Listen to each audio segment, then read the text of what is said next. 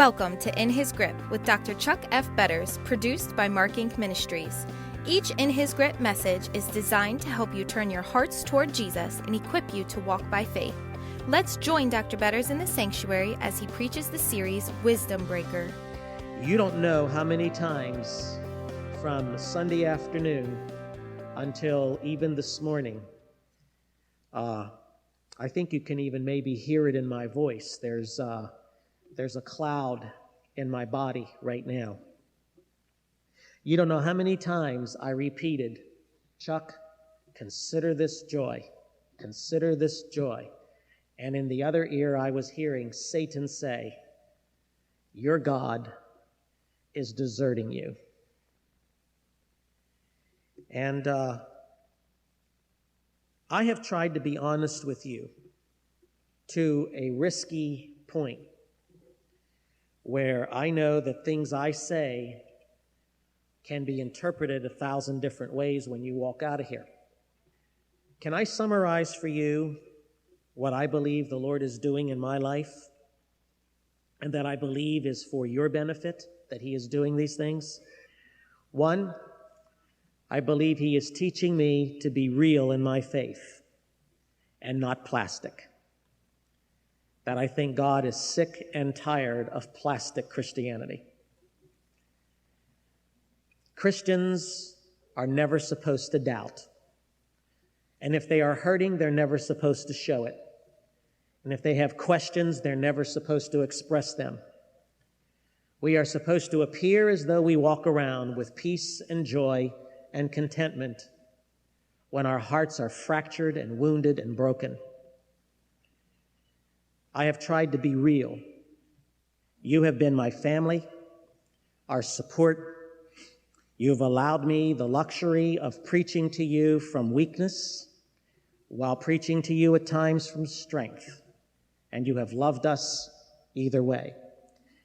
Now, I know that there are times I make statements up here that maybe cause you to worry a little bit about, well, what's he doing or what's he up to? There's no hidden agenda. I'm being as honest with you as I possibly know how to be. God is teaching me some very important lessons about wisdom. And, you know, when you're a young pastor and you're starting out in ministry, you tend to think that the world is at your fingertips and you know it all. And I honestly admit there were times in my experience as a pastor where, because someone wasn't, quote, as spiritual as I was, that they knew less than I did or do. Maybe because I was theologically trained and he or she was just some little old lady or little old man on the back row of the church, that they had nothing to offer me. Early on in the ministry, I think that mindset of pride was there. But as I review 27 years of ministry, again and again and again, God keeps chopping me down, chopping me down, chopping me down. And I would be a very foolish pastor if in the teaching of those lessons or the learning of those lessons, I didn't teach them also to you. So what you see is what you get. All the warts, all the inconsistencies, and all the failures. What I have tried to do is show you how God has directed me back to His Word. And yes, I wrestle with that Word, and I struggle with that Word, and that Word at times becomes unbearable. There are times I want to just close up the Bible and throw it away and say, I don't want to hear that anymore. I already know that's true. I don't want to believe that. I don't want to have faith. I don't want to trust you. And there are times when that word so clearly speaks to my heart that struggle, that wrestling match that goes on all week, the product of that is what you get on Sunday mornings. It's where I have come to. So it's filtered first through my experience, and then I seek to teach it to you. I think you have been very responsive to that. If your personal cards and letters and messages to me have said anything, they have said it is so good and so refreshing to hear about a Christianity that's practical, a Christianity that tells me where I am, a Christianity that helps me to deal with some of the frustrations and some of the pain and some of the heartache that I'm going through. Maybe you haven't lost a son. Maybe you haven't lost a spouse. But I know that God gives us suffering as a friend. And to each of you is a lot. To each of you is a designated lot of suffering that you will have to endure. All of it is designed to bring you humbly before the foot of the cross and bow before a sovereign God and say to him, I submit. Now, we fight that. We struggle with that. In fact, when you look at these first 4 verses, you almost want to grab James around the throat and say, man, get real. Count it pure joy, my brothers, not if you face, but whenever you face trials of a variety of kinds. And here's the reason, because you know that the testing of your faith develops perseverance. Perseverance must finish its work so that the end product of perseverance, so that you may be mature and complete, not lacking anything. And we talked the last time we were together about the use of that word telos. T-E-L-O-S, which speaks of or references a purpose in our sufferings. This side of eternity, you may never know the full purpose. But every day as you begin to march through and experience pain, you're able to say, God, you are doing something in my life. And it's reaching toward a purpose. I must persevere because your desire, your plan is that I become complete, not lacking anything for which I was created. In fact, the word that he uses there for that completeness is referencing what was allotted to us at creation. When God created Adam and Eve, he created them to have perfect fellowship, perfect intimacy with him. No pain, no sorrow, no tears, no death, no struggles, but a perfect intimacy with God in the garden. But they fell. And they lost what God had planned for them to have. Now, James is telling us that the telos, the purpose of my sufferings, is to cause me to yearn for that which will one day complete me. When I will be restored into God's communion of intimacy for which I was created, that because sin has fallen on the human race, and because I am born of a sinful nature, and that I am totally depraved and wicked, I can never experience to its fullness in this life. But the suffering becomes the testing ground, the springboard by which I grow dependent upon that kind of hope that one day he will make sense of all of it. This is what James is talking about. That's how you can take pain and suffering and grief, whether it be physical or emotional or spiritual, bow at the foot of the cross and say, God, you are one day going to restore to me all that I was called to be and experience in you. Until that day, I must suffer. Now notice what the purpose of this suffering is. Maturity and completeness, not lacking anything. But then notice verse 5. Right after he says, God's desire and God's design is that you lack nothing, he says in verse 5, but if any of you lack wisdom. If any of you lack wisdom, he should ask God, who gives generously to all without finding fault. I have that underlined in my journal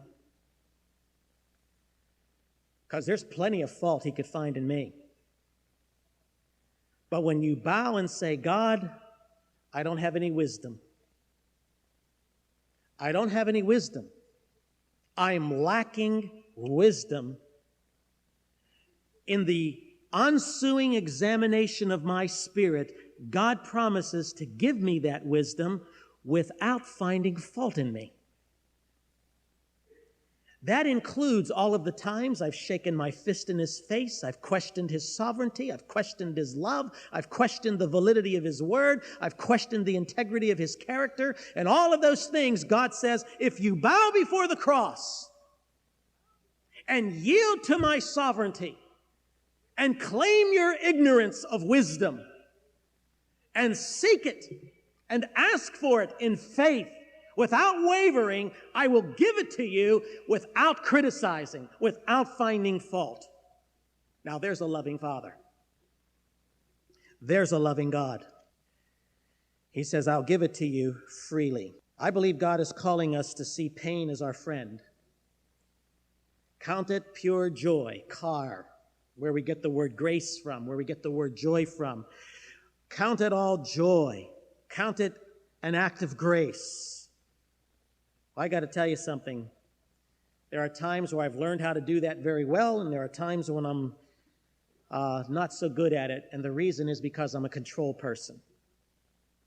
I like to be in control of my own emotions, my own happiness. And the moment we say we're submitting to a sovereign God, what we're saying is, God, my well-being and my pleasure and my circumstances and my relationships are now in your hands, and I yield that control. I can't change a thing, but you can. Now, the reason we don't do that is because to one degree or another, we are all control freaks. If I am going to be healed, Lord, I have to produce my own healing. And that smacks in the face of what it means to be a bond slave. That's how James introduces himself. Pain can become a friend only after I see its purpose. Only after I take the long view. Only after I understand the objective, that is completeness, for I am incomplete now. The objective of lacking nothing, physically, emotionally, and spiritually. One day I will lack nothing. Pain has to be viewed from the top of Mount perspective. You can't view pain from the valley. You have to view it from the top of Mount perspective. I told you of a prayer that I wrote, asking God to enable me to take the long view of pain, so that in my life I may begin to grasp the telos, the purpose for this world. I said, Lord, help me to endure my circumstances with hope, that one day it's all going to make sense. One day you will physically, emotionally, and spiritually complete me so that I will lack none of the things that I currently do. Until that day, Lord, teach me to see pain as a grace builder, for I am your bondservant. No sooner did I say amen to that I was attacked with probably the most intense pain I've ever been in my life. Not if you're tried, when you're tried. Knowing that the trials are going to come in a variety of shapes and sizes. Some minor, some major. Some easy to bear, some almost impossible to bear. But knowing this, God is going to filter it through his hands and complete a purpose. We ended that message with, believe it or not, an Arabic proverb, which is so clearly definitive of this passage. Sunshine only creates only a desert. Now, let's talk about wisdom. James 1, beginning with verse 5. If any of you lacks wisdom, anybody qualify here? I qualify. You know what wisdom is? I want to give you a definition. I believe is a working definition of wisdom. Now, wisdom is going to demand some stability in your life. Wisdom is going to demand that you see your circumstances from a different perspective, from the top of Mount perspective, if you will. Wisdom, or sophros in the Greek, wisdom is the knowledge of how to regulate my relationship with God. Think about that a minute. How to respond in godliness to God when God does something I don't understand. Wisdom is the knowledge of how to regulate my relationship with God, especially when God does something I neither understand, comprehend, or like. When either circumstances break down, relationships break down, or my intimacy with Christ breaks down, and I don't know how to respond. Wisdom, which is what I lack, says, I am going to be given a knowledge of how to regulate my responses to God. Because remember what we said earlier? All of what comes to us in the form of suffering is filtered through God's hands first. So ultimately, you have to come back to God and you have to say, God, you allowed this to happen in my life for a telos, for a purpose. Now, Lord, teach me how to respond and to regulate my actions on that basis. Wisdom views life from God's perspective. How to respond in godliness when God does something that I don't understand and I don't like. Notice what he says there in verse 5. If any of you lacks wisdom, here's what you do. Ask God. Sounds simple? Present imperative verb, which means keep on asking God. Moment by moment, second by second. You see, we are fluid people. We don't stand still. In any given day, I will have experiences, both in circumstances as I relate to my circumstances, and in relationships as I relate to my relationships, that are manifold, perhaps even thousands.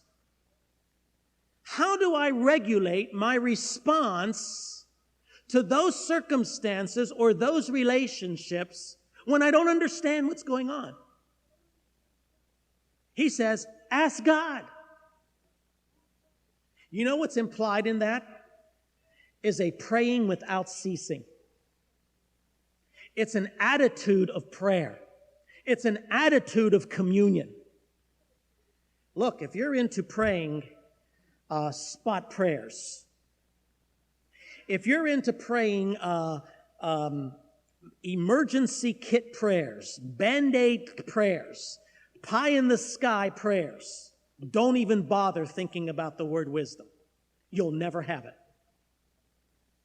If the only time you pray, if the only time you commune with God is when you're in trouble, if the only time you commune with God is when you want something, if you do not have a mindset of prayer that takes you through any day, any given day, consistently asking Him for wisdom pertaining to your circumstances and your relationships with other people, if you do not have that mindset, consistently praying throughout the course of the day, but only pray in emergency situations, you will never have wisdom. You'll always be down in the valley looking at somebody else at the top of the mountain who does have wisdom. And if you are going through life pain-free, with no testing and no trial and no temptation, you'll never experience the blessings of wisdom. Never. That's why pain is your friend. There's a painful path to God.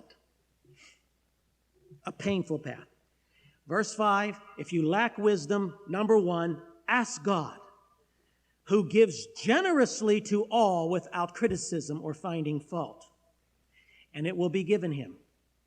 But then he says this, but when he asks, he must believe and not doubt. So we are to ask, but we are to ask in faith. We are not to waver. This is the key. This is the secret.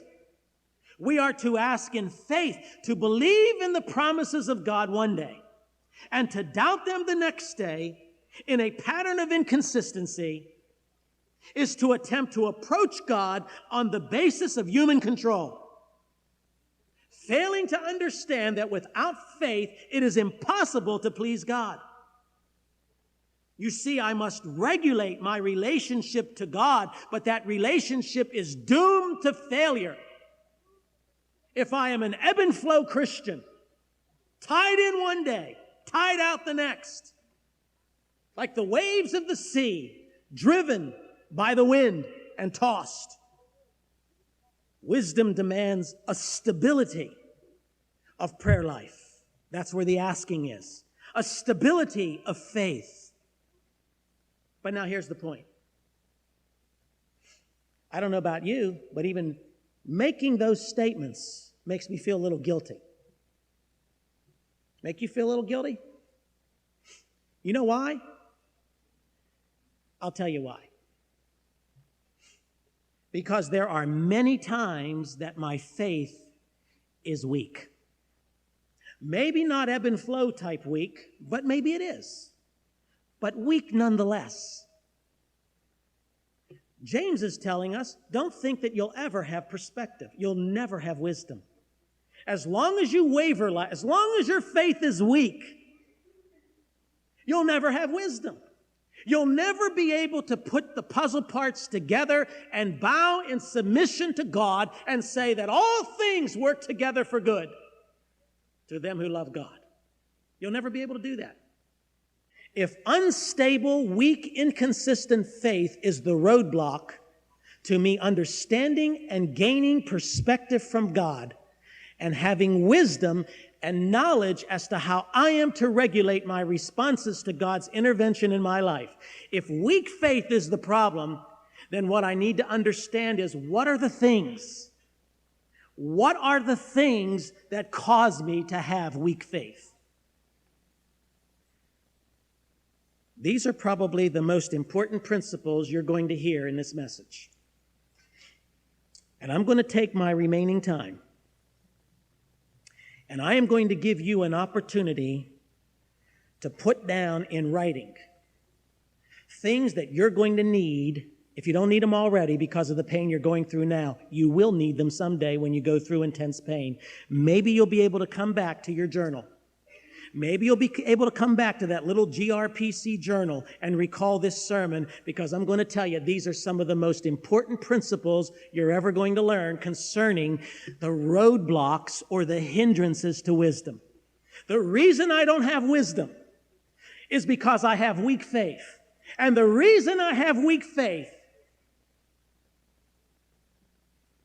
is because of these principles. And I want to give them to you. I probably won't finish them today.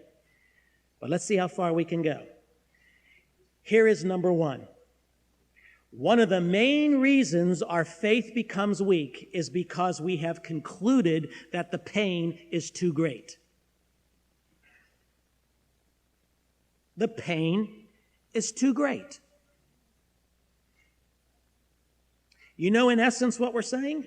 Take your Bibles, please, go over to 1 Corinthians and look with me at chapter 10. A very familiar passage. You've heard this passage before. It's marked in yellow in my Bible. Maybe yellow for cowardiceness, I don't know, but it's there. What we're saying is, God, you lied to me. You lied to me. Because 1 Corinthians chapter 10, verse 13 is not true. God said, no temptation. What's that first word in verse 13? No temptation has seized you. Now notice the aspect of suddenness. Notice the dimension of surprise. You weren't expecting this invasion. No temptation has seized you that isn't common to all men. Now, I'll put it in my own language. I'm not the only father who's lost a child. Non-Christian people lose children all the time. I have been amazed at how many articles I'm reading in the paper about parents losing children. I wondered if those same people were losing children, same numbers of people were losing children prior to when we lost our son. Or was I that dense and did not sense their pain that much? So there are common experiences, there are common tragedies, there are common temptations. What's the first word of verse 13? No temptation has seized you except what is common to man. What's the next word? And